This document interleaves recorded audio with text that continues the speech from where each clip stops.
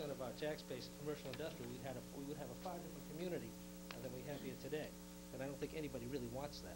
That's not what we bought into, and that's not what we're looking to move towards. And you're right. The frustration level as far as being able to get things done, raise some more revenue. We meet hundreds and hundreds of hours a year here, in different settings other than here, racking our brains and trying to come up with ideas as to how to do that. And it doesn't happen overnight, and it can't happen overnight. One of the things that I think we're missing the point on, and was pointed out on a few of the slides, is that when overrides are voted down, some of the costs get covered by increased new fees. That's absolutely true.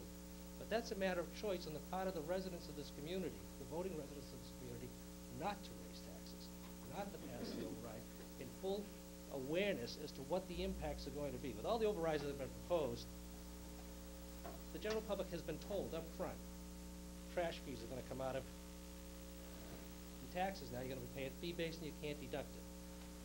School programs are going to cost you more. And again, consistently, over 50% of the electoral public here votes no. They're making a conscious decision to make it fee-based rather than tax-deductible. So, to give a token, and again, I think $140, $11 a month, the average homeowner, when you're talking about over $100 a month, or $200 a month, or $300 a month for some of these commercial properties, is patently unfair to the business community. If it were not for them, the fees that people are complaining about in the schools would be far greater. Programs would have disappeared a long time ago. We rely upon them and their generosity. They're not leaving town. They're not going anywhere. But to place that burden on them is patently unfair. So I don't think this is the right time. Put it out. Economically, bad time to be forcing local businesses to incur more costs when people are spending less, and costs are going up for them too. And I won't get into the tax consequences of tax deductibility of things, because it's just complicated. So I would urge my fellow board members to maintain the status quo at this particular time. All right, only for new information. You know, the hour is getting late. I think we've given everybody an opportunity that wanted to speak to speak. Yana and then Rita. Just a clarification. Somebody brought it to my attention the fact that if you take the average assessment of fiscal 2008 of a single-family house at the 2008 tax rate, and you take the average assessment on for fiscal 2009 at the $12.04 tax rate, the difference is $100. On the fiscal 2009 is $100 more than it was in fiscal 08. Not the $250 that I had said that you mentioned, and I agreed with back then. It's only $100. Rita. Can I sit here so I don't have my back to anybody? No, I got Podium. For the benefit of our viewers, I'm sure that you... I told you, Mr. Misery, I look 50 pounds heavier on TV. I see, okay. I don't have one of my good outfits on tonight. Well, maybe you should, turn... I'm going to move over just a bit. Well, she opened the door. Haven't done business with all of you except Mr. Coda. It is very difficult. I applaud Deanna for being able to stand up and say this. And one of the things that we've done in town, being on the board, that have been cut and everything else, I do applaud these two gentlemen for coming forward, because it's like talking against the police or the fire or whatever. We do have to do something in town. I was under the impression that Mr. Christo and Mr. Kirby's presentation was saying if it's going to charge you $5,000 more, pass it on to the consumer. And hopefully that is how everybody understands that. That's what you do. Is there a way that you look at this room and there are 50 people on a professional fundraiser not rich? There are 50 businesses in town, every one of you in this room, that donate to everything. So if there are 2,000 businesses in town, is there a way then to get to a different group? Because I don't know how this is likely going to go, because look at the end.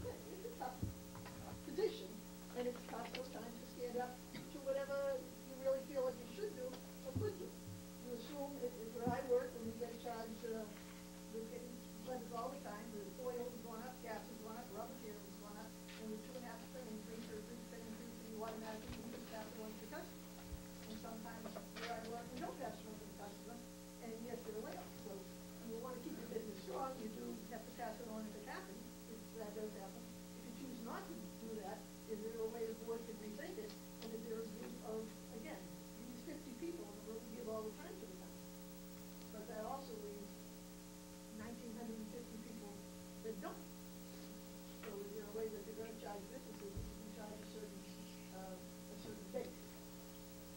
So something to think about, because yes, you can give, but if you do charge them more, they are still gonna pass it on to the consumers.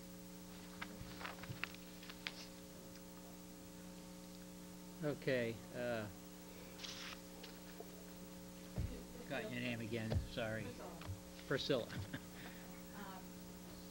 With Deanna, with your comments, which I think were great, I think that probably one thing to think about is how we're going to start coming together.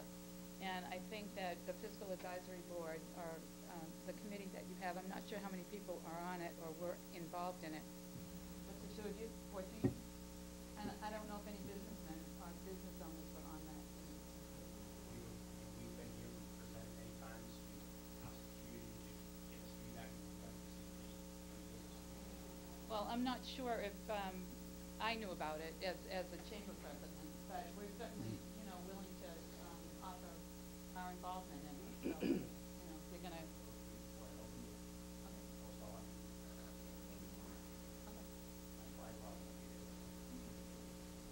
All right. Yeah, one thing I'd like to say, I would say, Yes. The Luker 6 card. I haven't lived here for 40 years. I don't own a business in town. But I can tell you, this $140 that everybody keeps hitting on, you can keep mine. Just don't raise my taxes again. 27% since I've moved into this town in 4 years is too high. Too much at 27% for 4 years. I came from Burlington to come to a small bedroom community. And Burlington has a big traffic problem why I moved. But I wasn't expecting to get hit as hard as I got hit for where I'm at. I do live in a decent sized house. So every time you increase it a little, I get hit a lot. I could move to a smaller home, I know that, but you keep raising it to a point, I won't be able to sell my house, and will have to give my house away to afford for anybody to take it. So what you want to do with commercial is entirely up to you, but don't raise mine as a resident. Okay, are we winding down at this point? Has everybody had a say? Jeff, you. Jeff, you haven't, except you cheated a little bit earlier. Not really. It was a public comment, and I think that what's happening in our town, every time we have a meeting like this, it's like beating our heads against a wall. We come up with an idea, and regardless of what the meeting is, a special interest will come forward, understandably, because they're concerned, all right, and voice their opposition. And the board constantly bends to that opposition. I think what was being said earlier, the decision is yours, you know that, but the decision has to be made on what the numbers and the facts that you have in front of you, not on the emotion. Things have to be run like a business.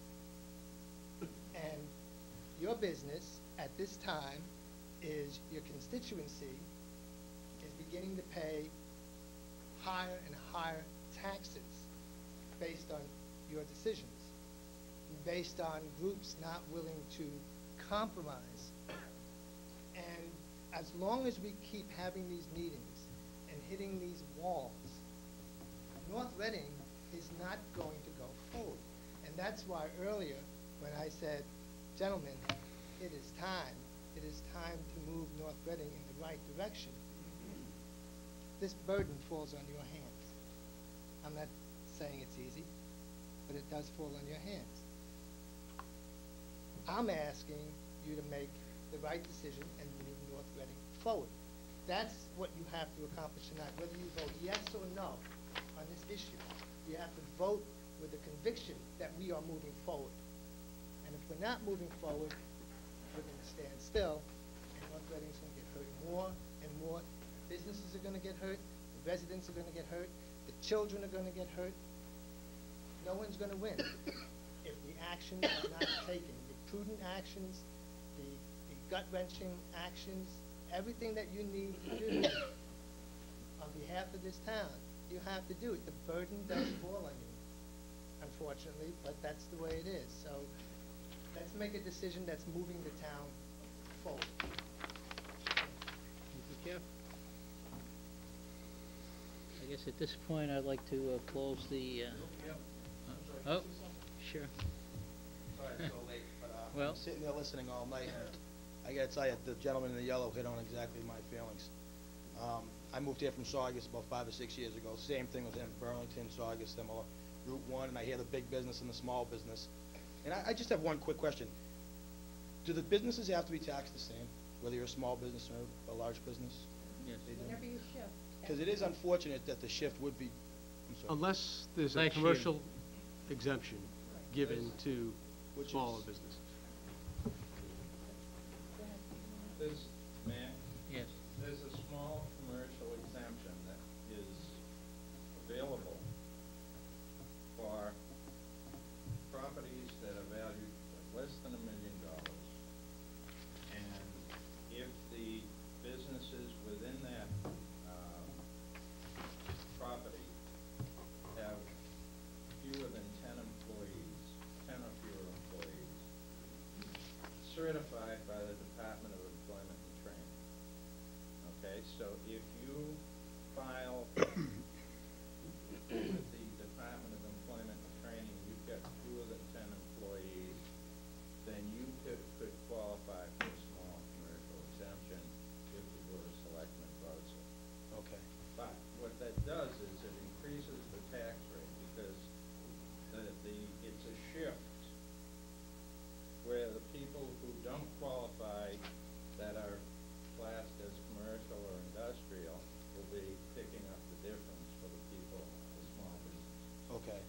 Because I do feel for the small business in the community, and I do try to place all my business in the small businesses. I don't go to Walmart, and I don't go to the big businesses as much, because I do feel that burden is on them. But I do totally agree with the gentleman in the yellow that my taxes should not be going up. This is the difference between the businesses and the residential. And that's it. I just didn't want to come Thank- here and listen to all this and not have a say. All right, thank you. Yeah, I know you said, do you have this, you used to have a number, years past, we had that number of businesses that qualified. Yeah. It was small, it was less Well, than we 100. had very small. like, Less than that. there were like 7 or 8. Yeah, it was a handful. Right. Yeah. And within that, the commercial average right now is almost $1 million for value. That's the commercial. And if you have a building of 5 businesses, it's under $1 million. 4 of them qualify, 1 doesn't, it takes out the Takes the whole whole building. complex. Thank you. You all set, Abby? Just a quick point, Mike. I would like the Reading Chamber of Commerce, just answer one question. If we have all these small businesses, then how come none of them qualify for the commercial exemption? Just answer. If The if assessor they don't just report answered to it. the Department of Employment She and listened. Training, they do not count. They have to be certified by the state. No, but if I may, just answer the question if I understood the answer correctly, and that is that if within the complex, I use Cars Hallmark as an example. Yep. Right? Fewer than 10 employees, right? Complex is probably over the $1 million limit. Oh, Right, absolutely. or say it was a smaller complex, 900,000 in value. She qualified, but the other 3 stores don't. She's out. It's not based on the business in the space in the building, it's based on the complex. So that's why it doesn't On the apply. building as That's a why whole. Yeah, it's what's happening in the building itself. It's the Totally. entire building. So if you have an office building, and it's got 16